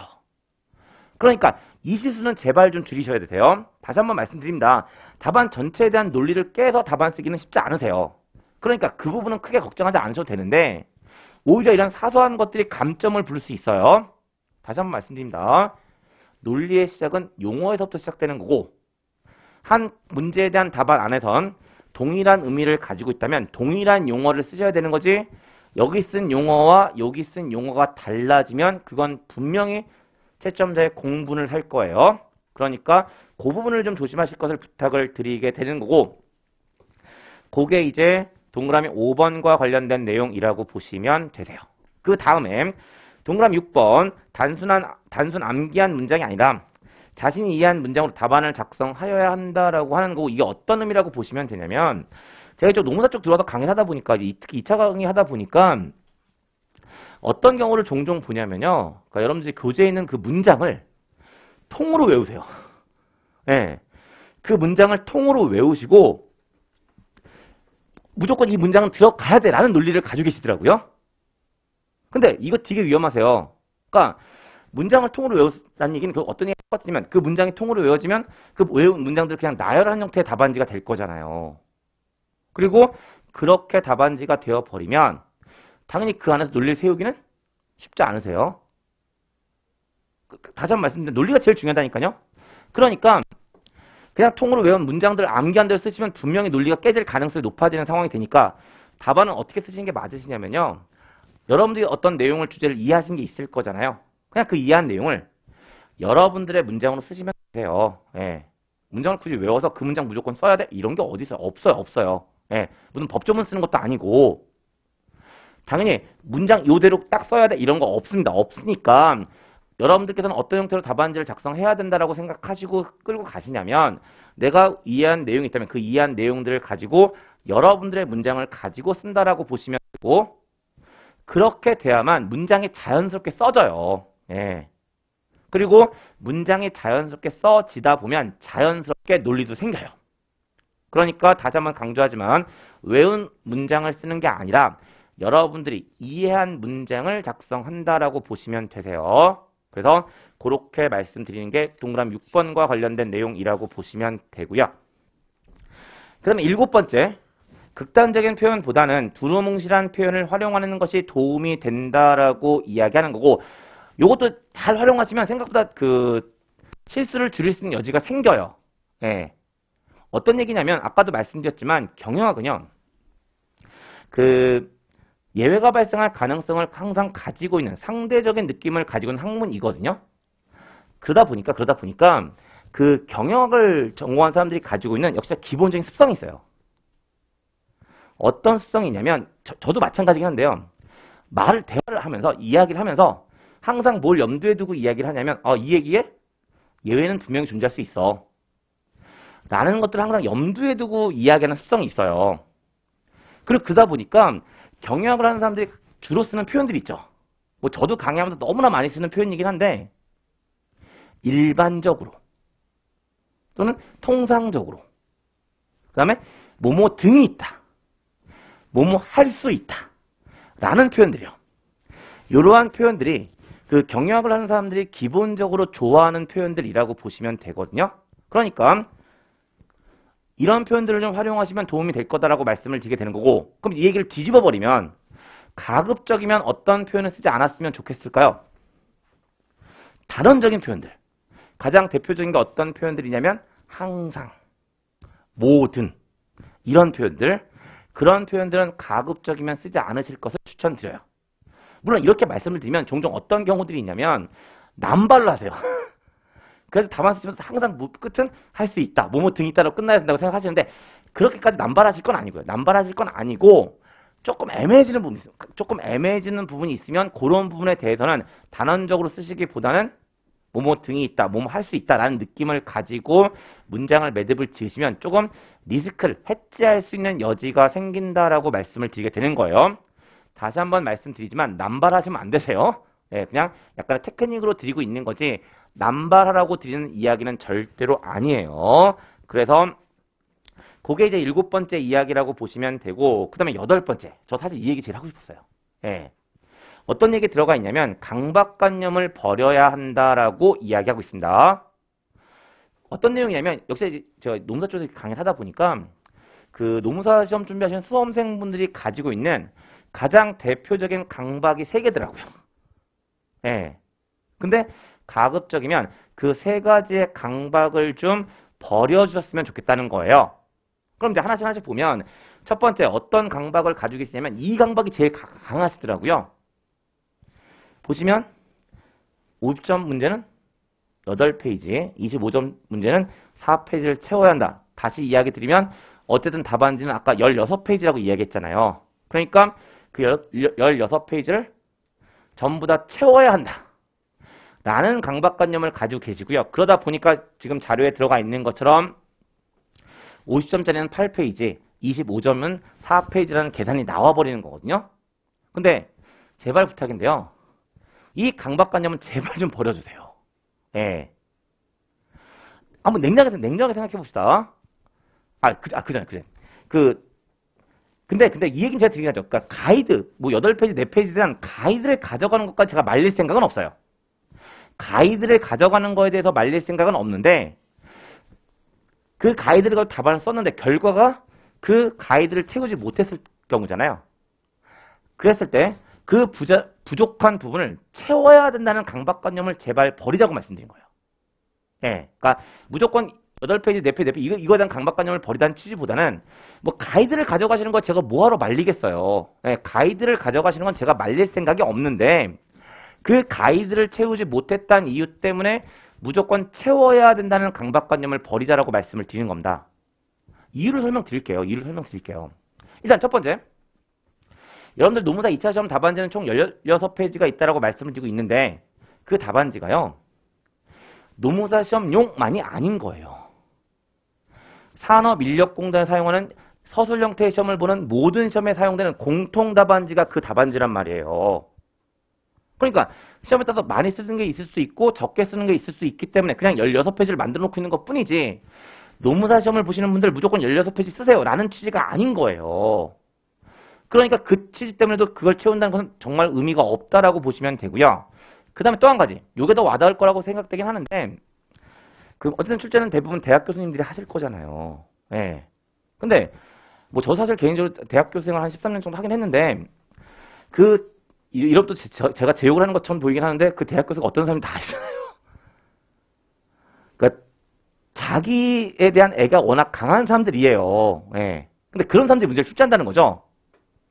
근데 그런 사람들이 문제 출제하면서 나 50점짜리 문제를 내니까 답안 한 8페이지 정도 나와야 되겠네? 라는 걸 염두하고 문제를 낼까요? 그럴 대학 교수는 없어요. 대학 교수 생각보다 조금 이제 기분 나쁜 얘기도 들지 모르겠지만 관심 별로 없어요. 예, 그냥 문제 내라고 하는 게 문제 내는 정도의 의미라고 보시면 되는 거잖아요. 그러니까 내가 문제를 내면서 전체 16페이지고 50점짜리 문제 낼 거니까 8페이지는 나올 수 있게끔 문제를 내야지 이런 일은 절대로 없어요. 절대로 없어요. 25점짜리니까 4페이지 나오게끔 문제를 내야지? 그런 거 없어요. 그냥 내가 이거 5점짜리 내고 싶으면 내는 거고 25점짜리 내고 싶으면 내는 거란 말이에요. 근데 그 상황에서 답안지를 무조건 채워야 된다? 그런 게 어디 있어요. 그러니까 다시 한번 말씀드리지만 답안지를 무조건 그 8페이지, 4페이지를 문항당 채워야 된다는 강박관념은 제발 버리세요. 물론 이렇게 말씀드리면 거꾸로 저한테 뭐라고도 물어보시냐면 그러면요. 예, 알겠어요. 알겠는데 그럼 최소한 50점짜리는 몇 페이지 써야 되고 25점짜리는 몇 페이지 써야 될까요? 라고 거꾸로 물어보시거든요. 예, 근데 그런 얘기 저 질문 워낙 많이 받긴 받았는데 그 질문 받을 때마다 항상 전 똑같이 대답합니다. 가장 이상적인 답안 분량은요. 여러분들께서 해당 문제에 대한 답안으로 가지고 계신 내용들을 정확하게 쓴 결과물. 그냥 그게 이상적인 답안의 분량이라고 보시면 되세요. 그냥 여러분들이 쓰신 그 결과. 그게 이상적인 답안의 분량인 거지 몇 페이지 이상을 넘겨라, 몇 페이지까지 채워라 이런 거 없다라고요. 그 다음에 또 제가 이걸 하지 못하게 하는 또 한 가지 이유가 뭐냐면 예를 들어서 25점짜리로서 4페이지의 가이드를 가지고 실전 답안지 쓰셨어요. 근데 막상 써놓고 보니까 애석하게 3페이지밖에 안 됐어. 그러면 여기에 대한 강박관념을 가지시게 되면 어떻게든 그 실전에서 한 페이지를 채우려고 하실 거잖아요. 근데 아까도 말씀드렸지만 여러분 인생에서 가장 빠른 100분을 경험하고 계신 상황이고 멘탈이 정상 멘탈이 아닌 상황이에요. 근데 그 상태에서 한 페이지를 채운다면 당연히 여러분들은 어떤 선택을 할 수밖에 없냐면 무리수를 띄울 수밖에 없어요. 예, 정상 멘탈이 아니기 때문에 무리수를 띄울 수밖에 없고 당연히 그 무리수는 맞는 내용이 아닐 가능성이 높잖아요. 그리고 고스란히 걔네들이 뭐가 된다라고 보시면 되냐면 감점 요인이 된다라고 보시면 되는 거예요. 그냥 내버려두면 감점 안 당하는 건데 그걸 채운다는 이유 때문에 뭔가 무리수를 띄워서 감점을 당하는 거잖아요. 이런 바보 같은 게 어디 있어요. 예. 그러니까 다시 한번 결론적으로 다시 한번 말씀드리면 가이드를 가져가는 걸 제가 말릴 생각은 없지만 그 가이드를 채우지 못했다는 이유 때문에 그걸 무조건 채워야 된다는 강박관념만 좀 버려주세요.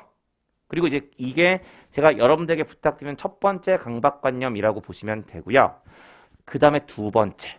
이것도 생각보다 많이들 갖고 계시는데 서론과 결론은 무조건 잘 써야 된다는 강박관념을 가지고 계시더라고요. 특히 50점짜리 문제에 대해서. 그러니까 물론 이제 우리가 초, 중고를 오면서 어떤 교육들을 많이 받으시냐면 일단 이런 그 표준적인 문서를 쓸 때 문학 작품이 아니라 비문학을 쓸 때 기본적으로 써야 되는 목차가 정해져 있죠. 서론, 본론, 결론이라는 목차를 정해서 써야 된다는 게 이제 기본적으로 우리가 공부한 그러니까 배워온 내용들이라서 서론, 본론, 결론의 형태를 가져가야 된다는 생각은 다들 하세요. 근데 그 생각을 역시나 제가 깨고 싶은 생각은 없어요. 깨고 싶은 생각은 없는데 조금 더 냉정한 관점으로 이야기 드리면 어쨌든 여러분들은 어떤 논문을 쓰시는 상황이 아닌 거고요. 답안을 쓰시는 거예요.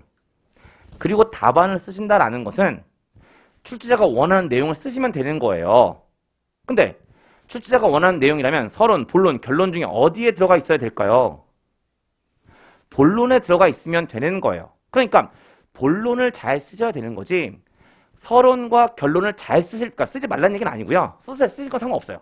하지만 서론과 결론을 잘 써야 될 이유는 없어요. 그러니까 서론과 결론을 잘 써야 된다는 강박관념은 제발 좀 버리라고 말씀을 드립니다. 심지어 이제 이런 강박관념들 때문에 어떤 얘기를 제가 들은 적이 있었냐면요.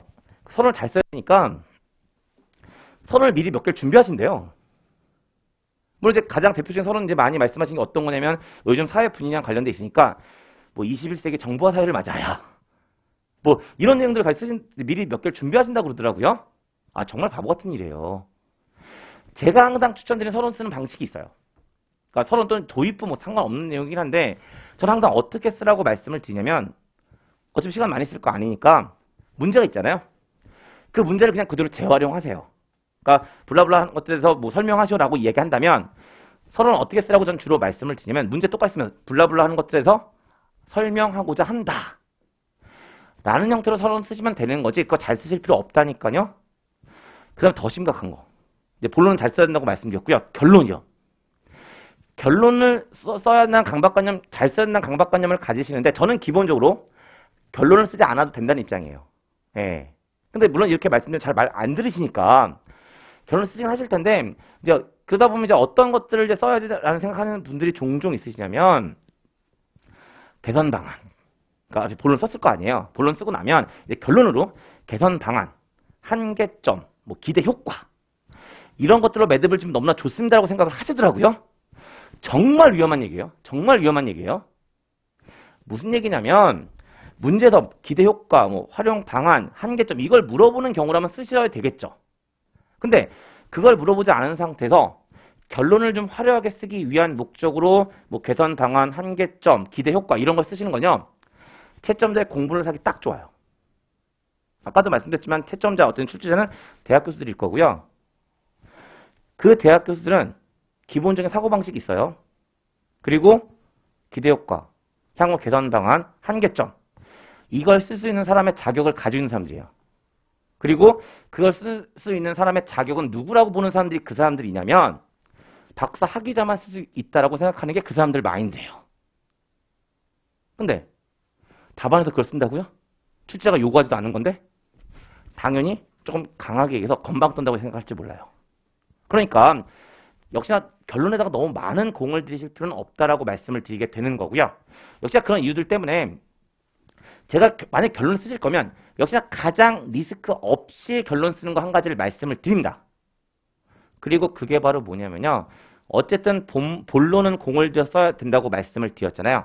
그러면 결론은 어떻게 쓰시냐면 그 본론을 간단하게 요약 정리하는 형태로 쓰세요. 그게 제일 안전하세요. 결국 다시 서론은 문제를 재활용해서 이러이런 내용들에 대해서 논하고자 한다 또는 설명하고자 한다 라는 형태로 시작하시는 거고 본론은 당연히 잘 쓰셔야 되고 결론은 앞에서 작성한 본론을 요약 정리하는 형태로 마무리 지으시면 되세요. 그리고 그렇게 말씀드리면서 서론과 결론은 무조건 잘 써야 된다라는 강박관념도 제발 좀 버려주시고요. 그 다음에 세 번째 들어가는 게 바로 뭐냐면 특정 용어는 반드시 써야 한다는 강박관념들을 좀 가지고 계시고 역시 이 강박관념은 어디서부터 오는 거라고 제가 개인적으로 판단이 되냐면 여러분들이 이제 그 2차 시험 과목을 보게 되면 이제 선택 과목 빼면 이제 3과목이잖아요. 근데 법학 과목이 2과목이고 경영학 과목이 1과목이란 말이에요. 그리고 이제 그러다 보니까 그 노무사 시험 준비하시는 분들을 보게 되면 이제 기본적으로 스탠스 자체가 경영학 쪽 스탠스보다는 법학 쪽 스탠스가 강하세요. 예. 법학 쪽 스탠스가 강하고요. 그러다 보니까 어떤 생각을 하시냐면 이제 법학 답안을 쓸 때 이제 이게 강조되는 걸 제가 알고 있는데 어떤 용어가 무조건 들어가야 되죠. 예. 그러니까 그것 때문에 이게 이쪽 인사관리 쪽으로 넘어오면서 여러분들에게 강박관념을 만들어주는 것 같더라고요. 근데 그 특정 용어를 써야 된다는 강박관념 역시나 좀 버려달라고 말씀을 드립니다. 다시 한번 말씀드리지만 경영학은요. 경영학전이 없어요. 그냥 번역한 거라니까요. 근데 이게 강박관념 잡히면 어떤 일이 발생하냐면 답안지에서 쭉 써나가요. 근데 개념은 알겠어. 근데 갑자기 내가 공부한 그 용어가 안 떠오르는 거예요. 가능하거든요. 그러면 그 상태에서 어떻게 하시냐면 이 용어를 무조건 써야 된다는 강박관념을 가지고 있으니까 계속 생각을 하시는 거죠. 근데 애석하게요. 그 단어는 언제 떠오를까요? 시험 끝나면 떠올라요. 시험 중에는 절대로 안 떠올라요. 만약에 진짜 하늘이 도우면 모를까? 하늘이 돕지 않으면 절대로 그 단어 안 떠올라요. 근데 계속 떠올리겠다고 그러고 있으면 시간만 가는 거예요. 그리고 그 시간은 너무나 소중한 시간들이거든요. 그러니까 특정 용어를 써야 된다는 강박관념은 제발 좀 버리시고요. 그러면 이제 만약에 그런 상황이 되어버리면 어떻게 해결해야 되는지도 말씀을 드리겠습니다. 방법은 두 가지예요. 좀 전에 말씀드린 것처럼 개념은 알겠어요. 그런데 그 용어가 안 떠오르는 거잖아요. 그러면 좀 그러니까 좀 없어 보이긴 한데 풀어서 쓰세요. 개념 알고 있으니까 풀어서 쓰세요. 예. 근데 정말 너무 없어 보이잖아요. 그런 경우라면 어떻게 하셔도 되냐면 그 떠오르는 개념을 가지고요. 비슷하게 용어를 하나 만드세요. 그리고 그 용어를 쓰셔도 되세요. 그러면 오히려 출제자가 어떻게 생각할 가능성이 있냐면 이걸 이렇게 번역도 하는 경우가 있겠구나 라고 생각하고 넘길 수가 있을 거예요. 그러니까 특정 용어가 생각나지 않으면 그 용어 떠올리겠다고 계속 시간 쓰지 마시고 풀어서 쓰시든가 아니면 비슷하게끔 하나 용어를 만들어서 넘기시는 게 훨씬 나으세요. 그래서 특정 용어는 반드시 써야 한다는 강박관념 역시 좀 버려달라고 말씀을 드리게 되는 거고 요 세 가지가 제가 여러분들에게 부탁드리는 내용들이라고 보시면 되세요. 그래서 다시 한번 말씀드리지만 분량에 대한 강박관념, 그다음에 서론과 결론에 대한 강박관념, 용어에 대한 강박관념 요 세 가지는 좀 떨쳐버리시면서 시험 준비를 해 나가실 것을 부탁을 좀 드립니다. 그럼 이제 거기까지 말씀드리면 이제 기본 원칙과 관련해서 들어가 있는 내용들 다 말씀드렸고 그 다음에 이제 양가로 이번에 주의 사항과 관련된 이야기 들어가 있고요. 요건 이제 실전에서 시험 보실 때 그때와 이제 관련된 내용들이라고 보시면 되는데 간단하게 역시나 좀 말씀을 드리겠습니다. 첫 번째 보시면 세 문제를 확인한 후에 답안 작성 순서를 결정한다라고 쓰여져 있고 무슨 얘기냐면 이제 시험장에 가시면 문제지를 받으실 거잖아요. 그럼 이제 문제지를 받으시면 문제 1번, 문제 2번, 문제 3번 있을 거예요. 근데 무조건 문제 1, 2, 3의 순서로 푸셔야 되는 건 아니세요. 예, 순서는 마음대로 정하시면 되거든요. 그러니까 문제지를 받으시면 곧장 문제 1번부터 읽고 답안지를 작성하시는 형태가 아니고 일단 1번부터 3번까지를 한번 쭉 훑어보시는 거예요. 훑어보신 다음에 그거 훑어보시면서 뭘 결정하시냐면 답안 작성 순서를 결정을 하셔야 되세요. 그러니까 내가 확실히 알고 있는 거라면 먼저 쓰시는 거고 좀 더 생각이 필요한 문제라면 뒤로 빼야 되는 거잖아요. 그래서 일단 문제지를 받으시게 되면 한번 세 문제를 스캔하신 다음에 답안 작성 순서를 결정을 하셔야 된다라고 보시면 되는 거고 물론 그 과정에서 50점짜리가 후순위로 밀리지 않기를 바랄 뿐인 거죠. 예, 아무래도 50점짜리니까 배점이 크니까 그게 후순위로 밀리지는 않았으면 좋겠다라는 생각을 하게 되는 거고 그게 이제 첫 번째 이야기라고 보시면 되세요. 그 다음에 두 번째 목차와 이제 답안 작성 순서에 대한 이야기라고 보시면 되는데 어떤 얘기가 되냐면 이제 문제 푸는 순서가 정해졌는데 그냥 설명의 편의상 문제 1, 2, 3의 순서대로 풀기로 결정을 했다라고 가정하잔 말이에요. 그러면 이제 그 문제를 푸실 때 곧장 문제에 대해서 답안을 작성할 수는 없습니다. 당연히 뭐부터 잡아야 된다고 계속 말씀을 드렸냐면 목차부터 잡아야 된다라고 말씀드렸죠. 그 다음에 목책이 나왔으니까 한 가지만 말씀드리는데 혹시 그 답안 책형을 보신 분들이 있을지 모르겠는데요. 그 답안 책형을 보시게 되면 뒤에 6페이지에 답안지가 들어가 있고 그 앞에 연습지가 2페이지인가 들어가 있어요. 그리고 이제 그 연습지 용도는 뭐냐면 그 목차 잡을 때 필기하라고 써있는 용도가 그 연습지 용도거든요. 절대로 안 쓰시는 거예요. 그 연습지 안 쓰시는 거라고요. 왜 안 쓰시는 거라고 말씀을 드리냐면 쓴다고 해서 뭔가 그 규정 위반이 돼서 시험 자격이 박탈되거나 이런 거 절대로 아닌데 왜 쓰지 말라고 말씀드리냐면 그 앞에다 뭔가 쓰시면 계속 왔다 갔다 해야 돼요. 아주 불편하세요.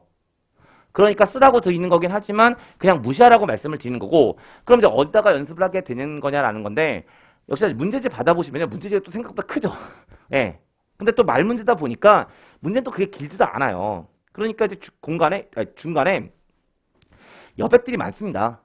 그래서 문제지 여백을 활용해서 뭔가 그 메모할 거 메모하고 목차 잡으시는 거지 답안지에 있는 연습지는 가급적이면 활용하지 않으시는 게 더 편하세요. 그러니까 편리성 때문에 그렇게 말씀을 드리는 거지 쓰면 안 된다는 얘기는 아닌 거예요. 그래서 가급적이면 답안지 안에 들어가 있는 연습지가 아니라 문제지를 활용해서 이제 메모나 목차 같은 것도 잡으시면 되는데 어쨌든 다시 돌아오면 목차를 잡으셔야 돼요. 근데 세 문제에 대해서 목차를 잡는 형태가 크게 두 가지가 있을 것 같기는 합니다.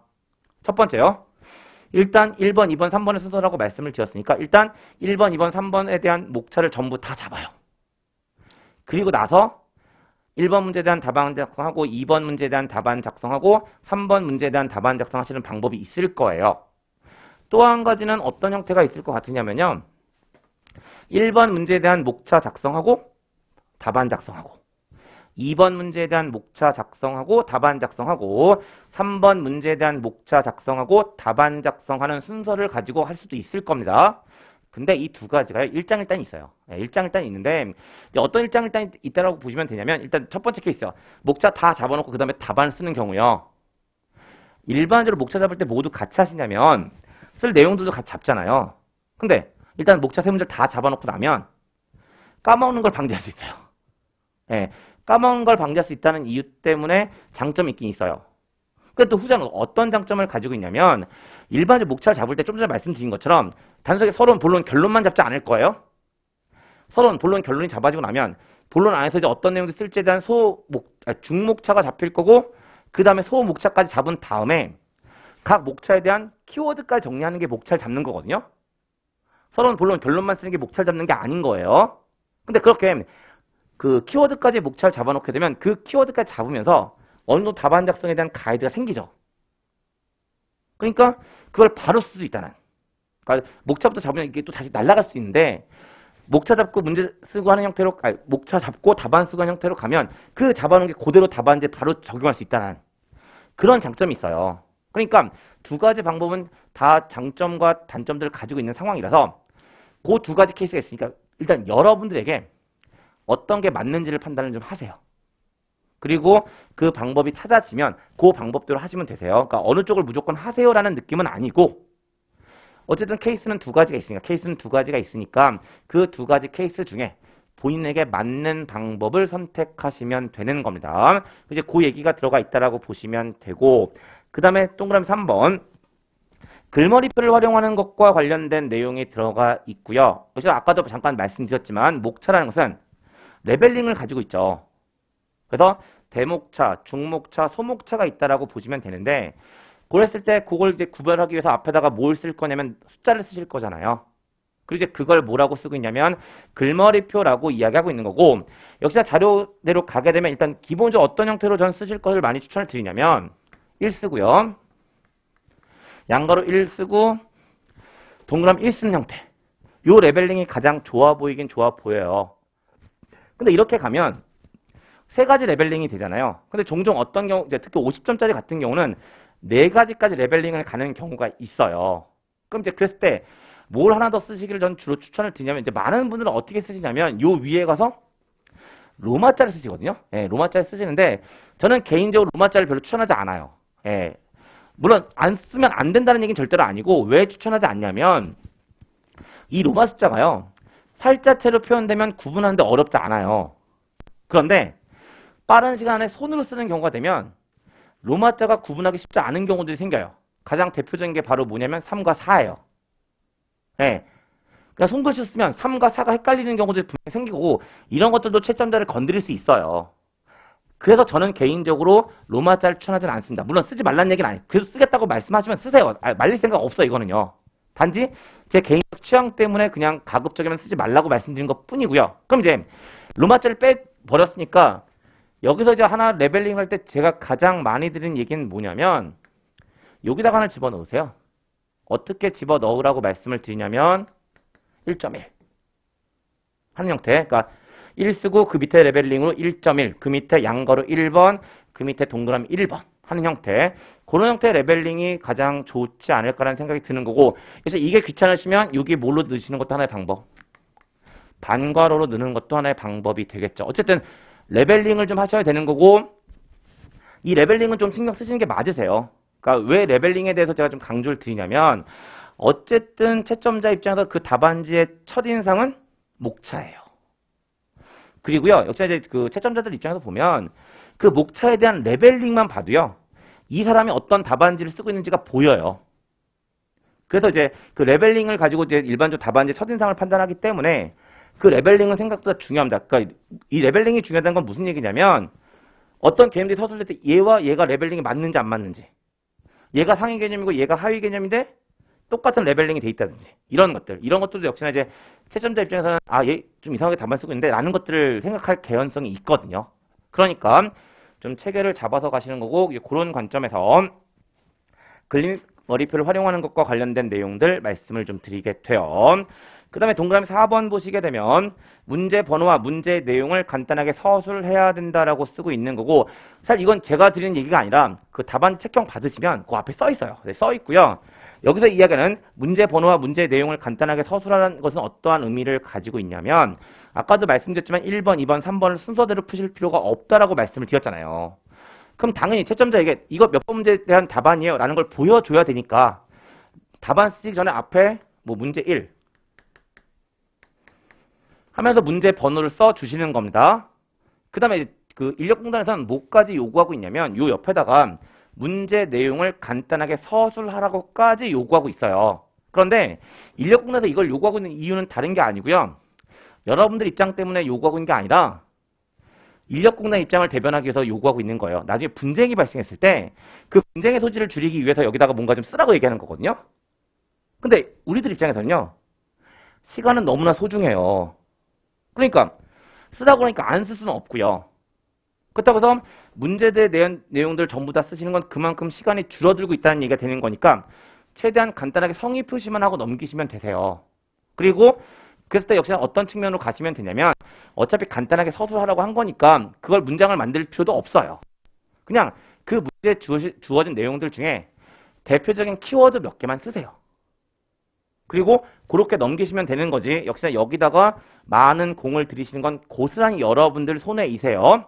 그러니까 그렇게 보시면 되는 거고, 그 다음에 5번 역시 그 답안지 맨 앞에 써 있는 내용이긴 한데, 그럼 이제 1번 문제 작성이 끝나고 나면 여기까지가 1번 문제입니다라는 걸 표시해 줘야 되니까 답안 작성 끝에다가 끝이라고 표시하는 거예요.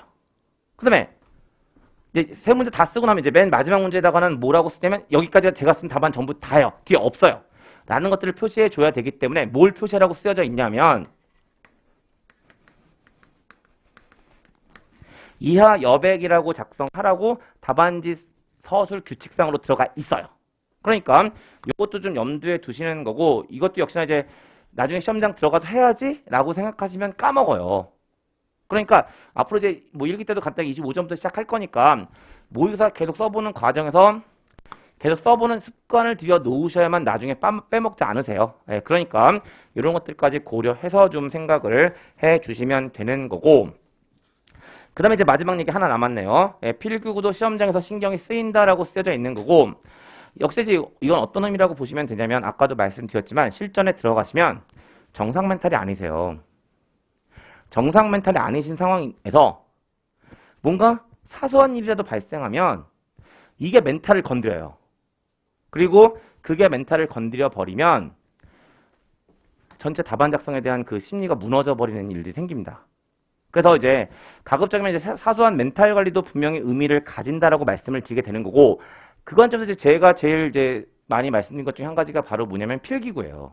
그러니까 무슨 얘기냐면 사실 뭐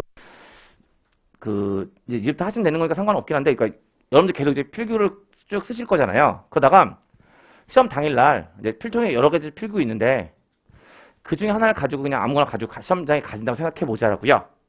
그러면 이제 평소에 쓰는 펜이 아니니까 필기감도 달라질 거고요. 그다음에 또 따라 항상 그런 펜들은 어떤 특징들을 가지고 있냐면 쓸 때마다 분비물을 내요. 근데 이게 아무것도 아닌, 그러니까 평소라면 아무것도 아닌 거예요. 평소라면 아무것도 아닌 건데 시험장에 가시면 멘탈을 건드려요. 예.